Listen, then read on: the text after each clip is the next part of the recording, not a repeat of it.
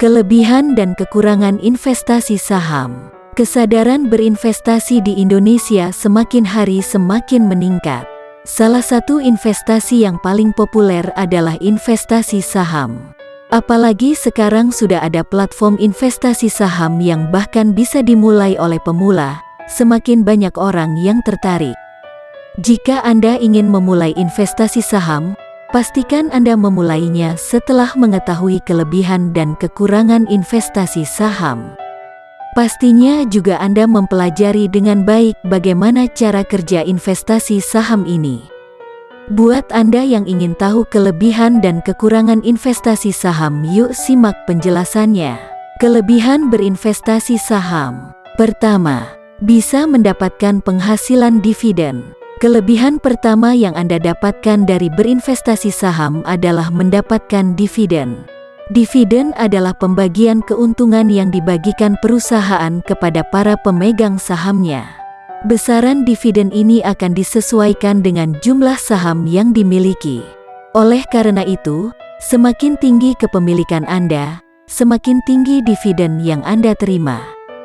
Ketika sebuah perusahaan membayar dividen, namun, dividen dibayarkan hanya jika perusahaan pemilik menguntungkan dan mayoritas pemegang saham menyetujui pembayaran dividen. Kedua, mendapatkan potensi capital gain. Lain yang akan Anda dapatkan ketika berinvestasi saham adalah yang bisa Anda dapatkan adalah capital gain. Seiring perkembangan perusahaan dari waktu ke waktu, hal ini biasanya mengikuti kenaikan harga saham perusahaan. Anda bisa memanfaatkan kenaikan harga ini untuk menjual saham Anda dengan harga yang dijamin lebih tinggi dari harga beli Anda. Selisih antara harga jual dan harga beli disebut capital gain. Ketiga, berinvestasi secara fleksibel. Tidak perlu membuang waktu dan tenaga untuk berinvestasi karena investasi saham dapat dilakukan kapan saja dan di mana saja menggunakan aplikasi online trading di smartphone Anda. Jadi Anda tidak perlu mengabaikan pekerjaan utama Anda. Anda tidak perlu terus-menerus memperhatikan grafik investasi saham. Anda dapat mengatur harga tertentu sehingga sistem secara otomatis membeli atau menjual saham tertentu dalam portofolio Anda. Keempat, adanya diversifikasi saham. Diversifikasi adalah istilah yang sering digunakan dalam dunia investasi, yang berarti menginvestasikan uang pada kendaraan investasi yang berbeda dengan karakteristik yang berbeda. Strategi ini merupakan langkah jitu dalam meminimalkan kerugian dan memaksimalkan keuntungan bagi investor. Kelima, mendapatkan kepemilikan perusahaan. Jika Anda memiliki saham di suatu perusahaan, Anda dapat yakin bahwa Anda memiliki kepemilikan perusahaan itu. Karena struktur kepemilikan ini, Anda mungkin diundang ke rapat pemegang saham perusahaan. Keenam, adanya transparansi.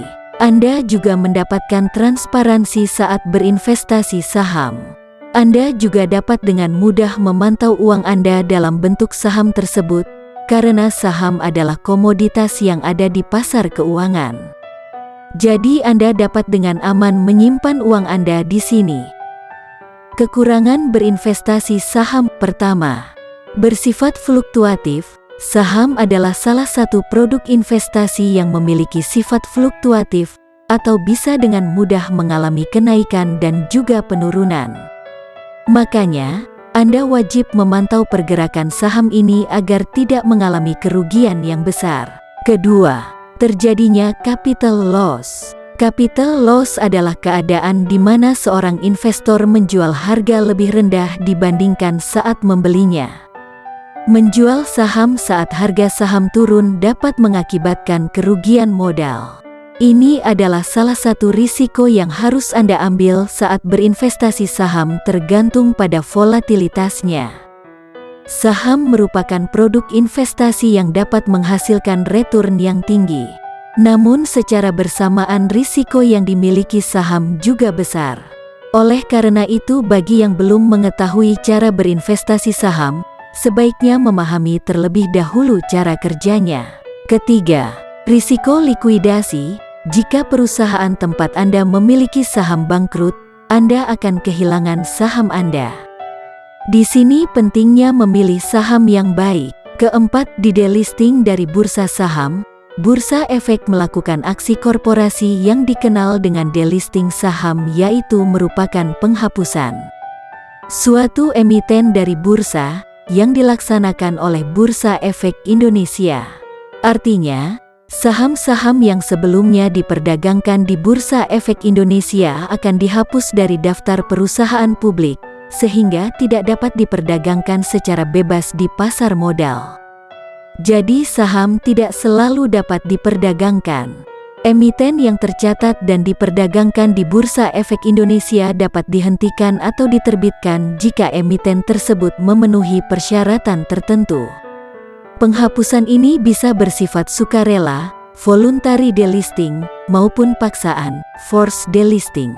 Delisting sukarela adalah penghapusan saham secara sukarela yang diajukan oleh emiten itu sendiri karena alasan tertentu.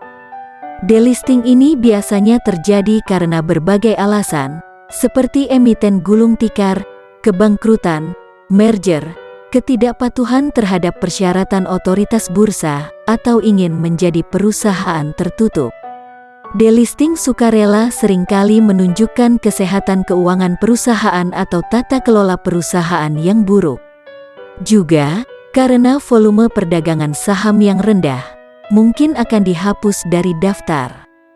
Dengan delisting sukarela ini, pemegang saham tetap memiliki haknya karena emiten berkewajiban untuk mengambil alih saham secara publik dengan harga yang wajar.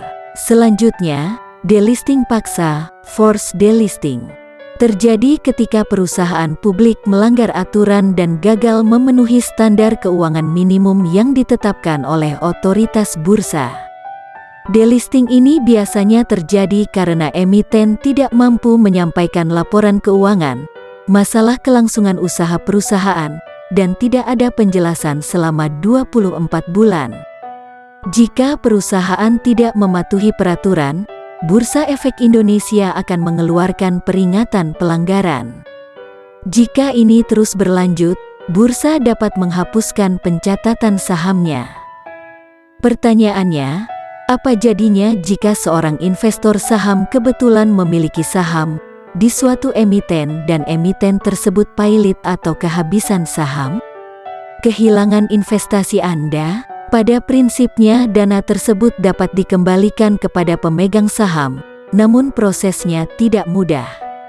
Perusahaan yang pailit dan dilikuidasi harus melalui penetapan pengadilan. Caranya adalah dengan menjual semua aset dan menggunakan hasilnya untuk memenuhi kewajiban perusahaan, pelunasan hutang. Selain itu, pemegang saham merupakan pihak terakhir yang menerima hasil likuidasi. Dalam praktiknya, dana yang dilikuidasi jarang sampai ke pemegang saham emiten. Karena dana tersebut biasanya digunakan terlebih dahulu untuk melunasi hutang perusahaan. Ada dua hal yang bisa dilakukan investor jika sahamnya terpaksa delisting. Pertama, investor dapat menjual saham tersebut di pasar negosiasi, yaitu pasar di mana efek diperdagangkan secara negosiasi atau tawar-menawar. Negosiasi dilakukan secara individual, namun proses jual-beli harus melalui perusahaan sekuritas. Pasar negosiasi memiliki aturannya sendiri dan, tentu saja, di bawah pengawasan bursa. Bursa Efek Indonesia menawarkan peluang dengan membuka suspensi saham yang akan delisting dalam waktu tertentu, biasanya beberapa hari. Namun suspensi hanya dibuka di pasar negosiasi. Di dalam rentang waktu tersebut investor disarankan menjual saham yang akan delisting paksa. Yang perlu dikhawatirkan investor adalah saham-saham yang delisting, biasanya adalah perusahaan bermasalah yang harga sahamnya anjlok di pasar negosiasi, sehingga meskipun dijual maka belum tentu menarik minat yang mau membeli. Kedua, investor bisa membiarkan sahamnya. Beberapa perusahaan yang delisting cenderung tetap menjadi perusahaan yang terdaftar dan dapat dicatatkan kembali, tetapi kemungkinan untuk melakukannya sangat kecil.